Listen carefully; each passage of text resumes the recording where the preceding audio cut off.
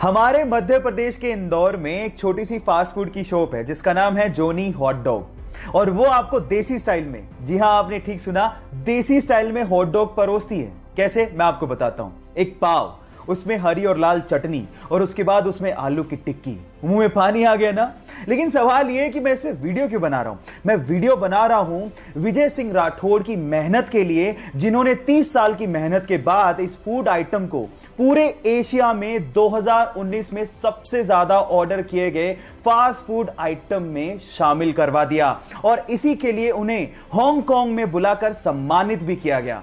तो विजय सिंह राठौड़ और जोनी hot dog के लिए एक लाइक तो बनता है। मुंबई का धारावी इलाका, जहां के लोगों के लिए अक्सर लोग बात किया करते हैं कि वहां के लोगों को ड्रेसिंग सेंस नहीं होता, कुछ स्टाइल नहीं होती। अगर उस इलाके से निकल के एक लड़का अपनी ड्रेसिंग सेंस और अपनी हेयर स्टाइल के बलबूते पे लोगों को इंप्रेस करके इंस्टाग्राम पे 2.5 मिलियन फॉलोवर्स कर ले, तो उस बंदे के लिए एक बार बात करना तो बनता है।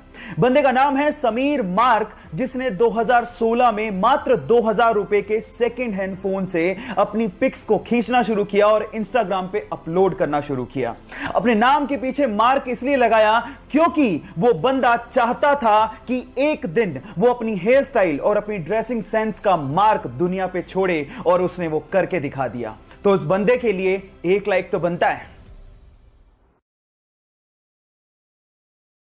गाइस, क्या आप लोगों को पता है कि भारत देश के हर सिक्के के सन के नीचे एक ऐसा निशान बना होता है जिसे देख के आप अंदाजा लगा सकते हो कि सिक्का कहां पे ढाला गया है। जी हां गाइस, अगर डायमंड बना हो तो यह सिक्का मुंबई में ढाला गया है। अगर डॉट बना हो तो यह सिक्का नोएडा में ढाला गया है। अगर स्टार बना हो तो यह सिक्का हैदराबाद में ढाला गया है। और अगर कुछ भी नहीं बना हो तो यह सिक्का कोलकाता में ढाला गया है। क्या आपको इसके पहले तक इफेक्ट पता था? और नहीं पता था तो चैट सेक्शन में लिखना मत भूलिएगा।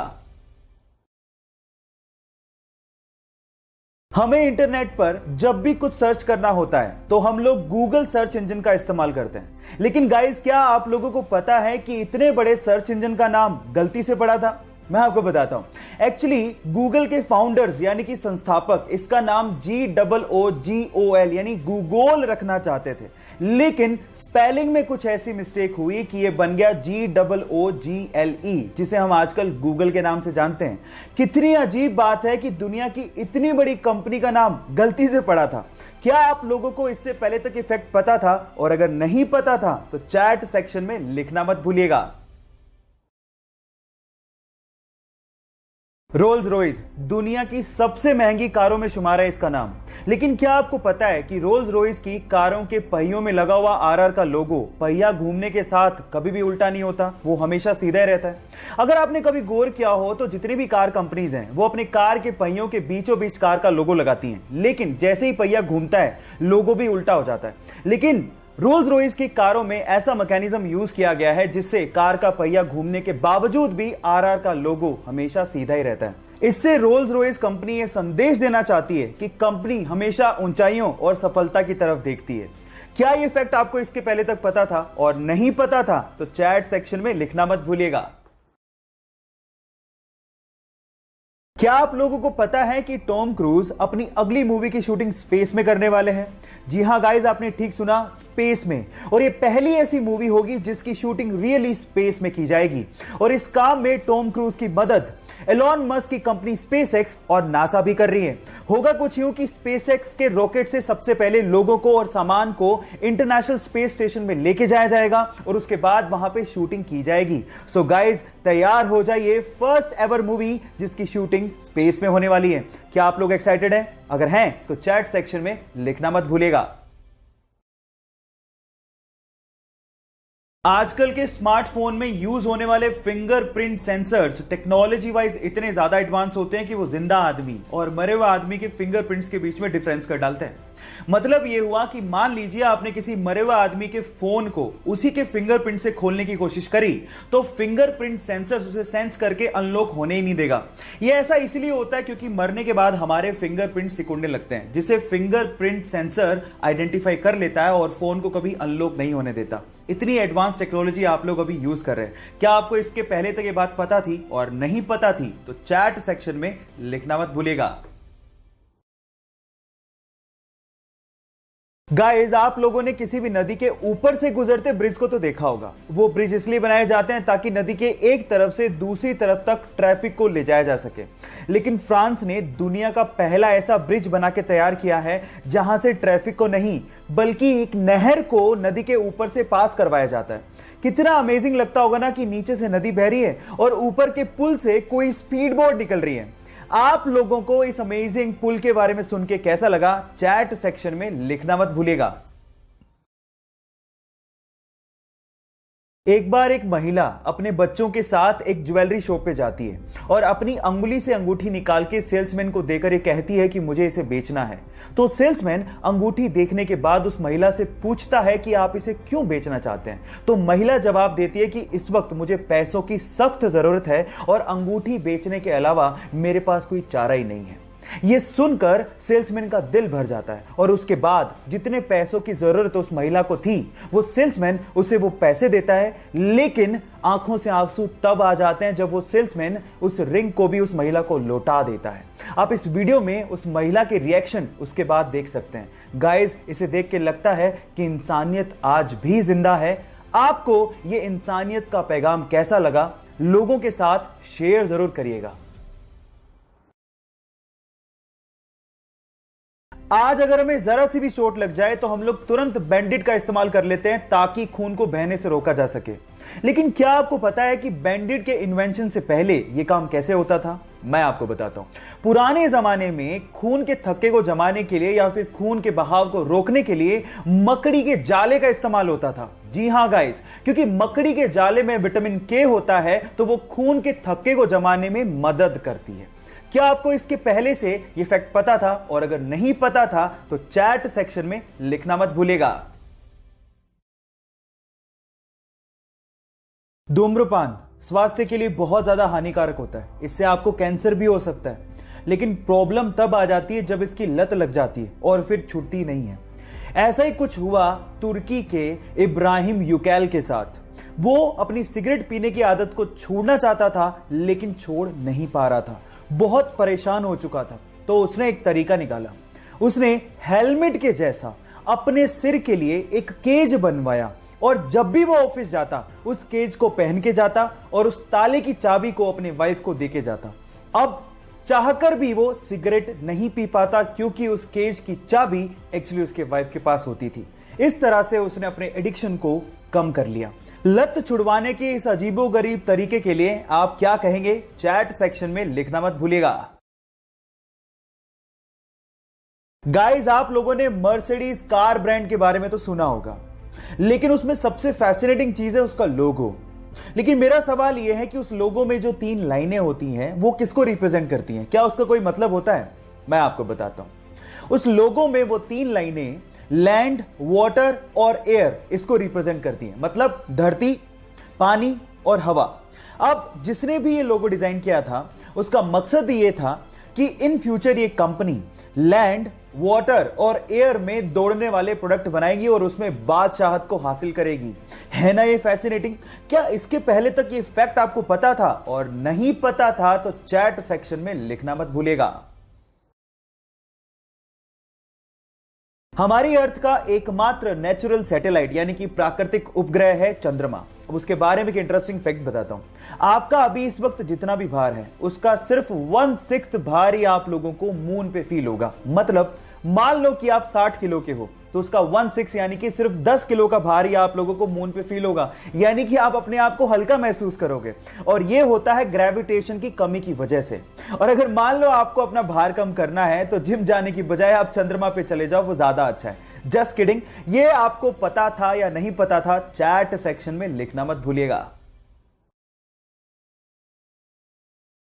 गाइस, ये तो आपको पता ही है कि प्लेन्स बहुत ज्यादा भारी होते हैं। इनफैक्ट बोइंग 737 तो 80,000 केजी का होता है और जब वो लैंड करते हैं तो उनकी स्पीड 250 से 300 किलोमीटर पर आवर होती है। पर आपने क्या कभी इमेजिन किया है कि इतनी स्पीड और इतने भार के साथ जब वो लैंड करते हैं तो उनके टायर्स कभी फटते क्यों नहीं है?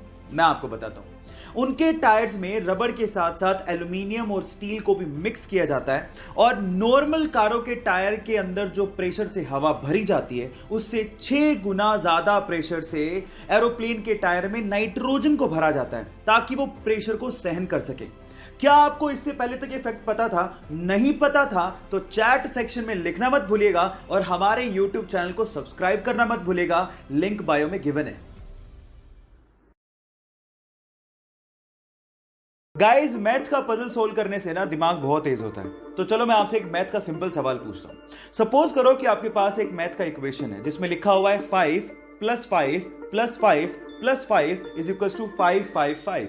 अब सबको पता है कि गलत है, लेकिन अगर मैं आपसे कहूं कि आपको सिर्फ एक लाइन यूज करनी है, कैसे भी एक लाइन, और इस मैथमेटिकल इक्वेशन को ठीक करना है, बस आपको यह याद रखना है कि आपको इक्वल को क्रॉस नहीं करना। करके दिखाओ, कैसे करोगे? 10 सेकंड का टाइम देता हूं।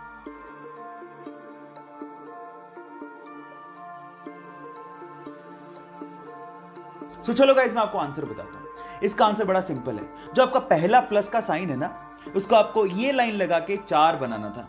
अब ये कितना हो गया? 545 + 5 + 5 = 555। मैथ का इक्वेशन ठीक हो गया। आपको ये पजल कैसा लगा चैट सेक्शन में लिखना मत भूलिएगा। गोल्ड यानी कि सोना रईसी की पहचान मानी जाती है, लेकिन सवाल यह है कि अर्थ की क्रस्ट में तो बहुत सारे मेटल मिलते हैं, फिर गोल्ड को ही इतनी तवज्जो क्यों दी जाती है? मैं आपको बताता हूं। गोल्ड एक ऐसा मेटल है जिसपे कभी जंग लगती ही नहीं है।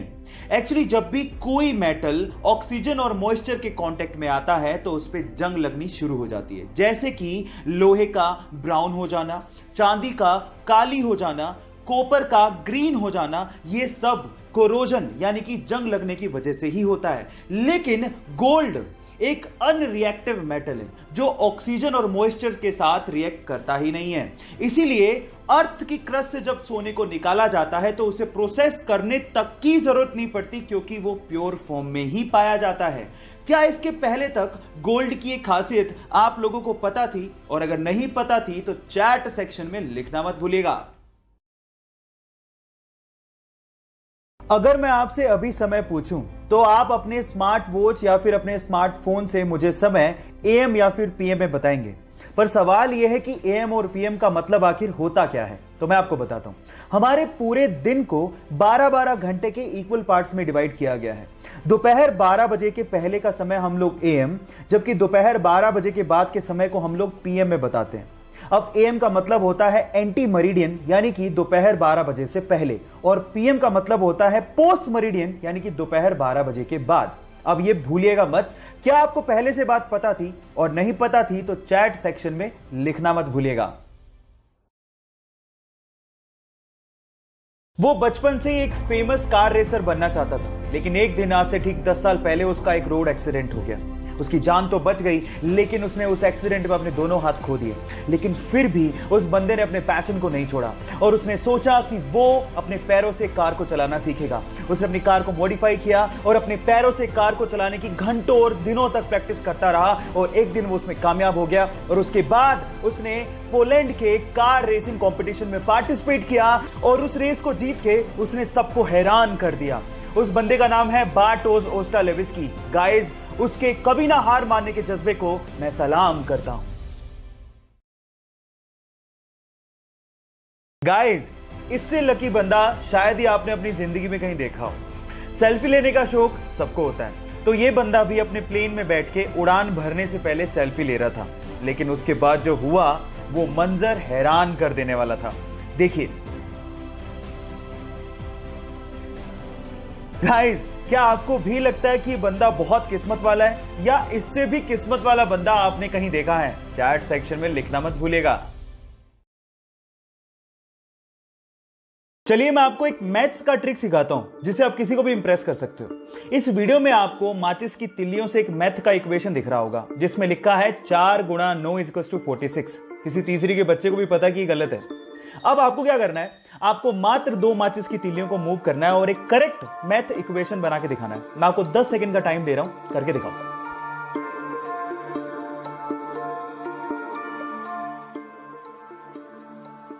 चलिए गाइस, मैं आपको जवाब देता हूं। 2 माचिस की तिल्लियों को कुछ इस तरह से मूव करेंगे। देखिए, और फाइनली ये करेक्ट हो गया। That is 5 into 9 equals to 45। ये मैथ्स का पजल आपको कैसा लगा और आप किसको इंप्रेस करोगे, चैट सेक्शन में लिखना मत भूलिएगा। अक्सर जब भी बिल्ली और कुत्ते के फाइट की बात आती है तो शायद हम लोग यही सोचते हैं क्योंकि कुत्ते का साइज बड़ा होता है तो वही जीतेगा। लेकिन थांबा, ये वीडियो ध्यान से देख लीजिए, शायद आपका ओपिनियन चेंज हो जाए। हुआ कुछ यूं कि सड़क किनारे बिल्ली के छोटे छोटे बच्चे पड़े हुए थे।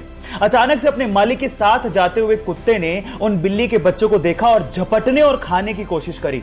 इतने में ही उन बिल्ली के बच्चों की मां चीते की रफ्तार से आती है और उस कुत्ते पर झपट पड़ती है और उसके बाद उस बड़े से कुत्ते को खदेड़ डालती है।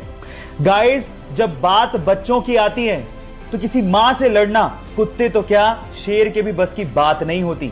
आप लोग क्या कहते हो, चैट सेक्शन में लिखना मत भूलिएगा। चलो गाइस, आपके दिमाग के साथ एक बार और खेलते हैं। मैं आपसे एक सवाल पूछता हूं और अगर आपने उसका जवाब दे दिया तो आप समझ लेना आपकी इमेजिनेशन पावर बहुत गजब की है। सवाल यह है कि मान लीजिए आपके पास 10 ट्री है प्लांट करने को। अब आपको उन 10 ट्री को ऐसे प्लांट करना है कि आपके पास टोटल 5 रोज हो और हर एक रो में 4 ट्री होने चाहिए। चलो मैं आपको 10 सेकंड का टाइम देता हूं और अगर आपको उससे ज्यादा टाइम चाहिए तो वीडियो को पॉज कर लेना। आराम से, take your time.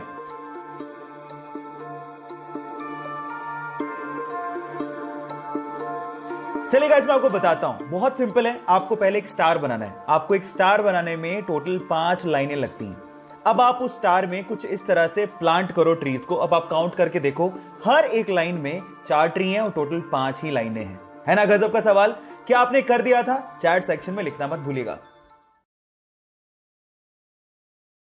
Guys, Firefox browser के बारे में तो सभी जानते हैं, लेकिन मेरा सवाल यह है कि फायरफॉक्स ब्राउजर के लोगो में जो दिखाई दे रहा है वो क्या है? क्या वो बता सकते हैं? ज्यादातर लोगों को शायद लगता होगा कि फायरफॉक्स ब्राउजर के लोगो में एक लोमड़ी यानी कि फॉक्स है, लेकिन ऐसा नहीं है गाइस।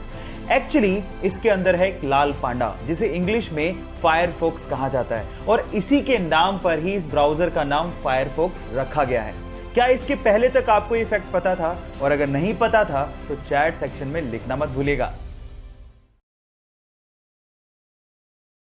मान लो कि आप बहुत ही खतरनाक जगह पे फंसे हुए हो। वहां से बाहर निकलने के मात्र 2 दरवाजे हैं। पहला दरवाजा है डोर ऑफ डेथ, खोला तो गए। दूसरा दरवाजा है डोर ऑफ फ्रीडम, खोला तो आजाद। लेकिन आपको नहीं पता कि किस दरवाजे के पीछे क्या है। अब उन दरवाजों के आगे 2 गार्ड खड़े हैं। पहला हमेशा सच बोलता है, दूसरा हमेशा झूठ बोलता है, लेकिन आपको यह भी नहीं पता कि कौन सच्चा कौन झूठा। अब वहां से बाहर निकलने के लिए आपको यह आजादी है कि आप हर एक गार्ड से मात्र एक सवाल पूछ सकते हो। अब मेरा सवाल यह कि आप हर एक गार्ड से क्या पूछो कि आपको पता लग जाए कि डोर ऑफ फ्रीडम यानी बाहर निकलने का रास्ता कौन सा है। 10 सेकंड का टाइम देता हूं, फटाफट से जवाब दो।